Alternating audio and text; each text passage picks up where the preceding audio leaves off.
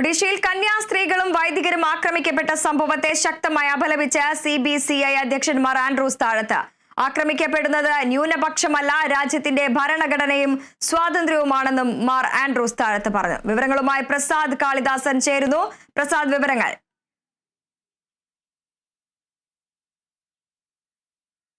വൃന്ദ, ഈ ഒരു ഒഡീഷയിൽ വൈദികരെയും കന്യാസ്ത്രീമാരെയും ആക്രമിച്ച ആ ഒരു സംഭവത്തെ ശക്തമായി അപലപിച്ചിരിക്കുകയാണ് CBCI അധ്യക്ഷൻ മാർ ആൻഡ്രൂസ് താഴത്ത് പിതാവ്.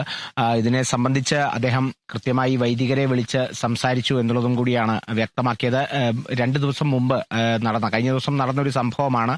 അത് അറിയാൻ ഇത്തിരി വൈകിപ്പോയി. പിന്നീടാണ് അതിനെ സംബന്ധിച്ചുള്ള വിശദാംശങ്ങളൊക്കെ പുറത്തു വന്നത്. അപ്പോൾ ബാലസോർ മെത്രാനെ വിളിച്ചും അദ്ദേഹം സംസാരിച്ചിരുന്നു. അതോടൊപ്പം ഈ വൈദികരോടും സംസാരിച്ചിരുന്നു. വൈദികർ മലയാളികളാണ്. ഒരാൾ പാലാ സ്വദേശിയും ഒരാൾ തൃശ്ശൂർ സ്വദേശിയുമാണ്.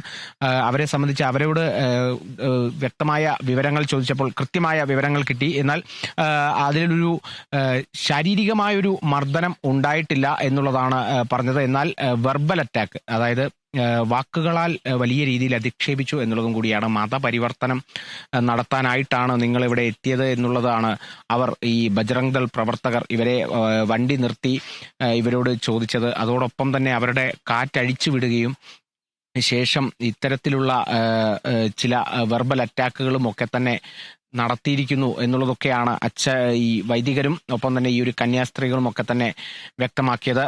അതിനെ സംബന്ധിച്ച് മാർ ആൻഡ്രൂസ് താഴത്ത് പിതാവ് പറയുന്നത്, ഇത്തരത്തിലുള്ള ആക്രമണങ്ങൾ ലോകത്ത് പല ഭാഗങ്ങളിലുമായി ക്രൈസ്തവ വിഭാഗത്തിനെതിരെ ഇത്തരത്തിലുള്ള ആക്രമണങ്ങൾ നടത്തുന്നുണ്ട്, ഇന്ത്യയിലുമുണ്ട്.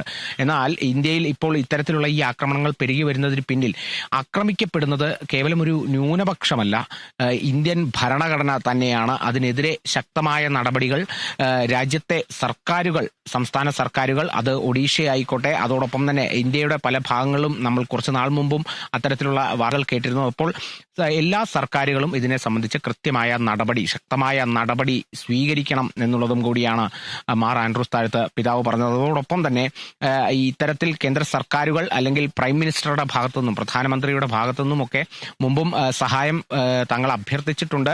അതോടൊപ്പം തന്നെ അവർ സഹായിക്കുന്നുമുണ്ട്. എന്നാൽ ഈ അരക്ഷിതാവസ്ഥ, ഇപ്പോൾ നിലവിലുള്ള രാജ്യത്തെ അരക്ഷിതാവസ്ഥ ഇല്ലാതാകണം എന്നുള്ളതാണ് ഏറ്റവും പ്രധാനമായിട്ടും പറയേണ്ടത്. കാരണം ഈ ആക്രമണങ്ങളിൽ നടപടികൾ സ്വീകരിക്കാനുള്ള കാര്യങ്ങളൊക്കെ നീക്കുന്നുണ്ട്. പക്ഷേ ഈ ഒരു അരക്ഷിതാവസ്ഥ ഇപ്പോഴുമുണ്ട്. എന്തുകൊണ്ട് ഇത്തരത്തിലുള്ള ആക്രമണങ്ങൾ വരുന്നു?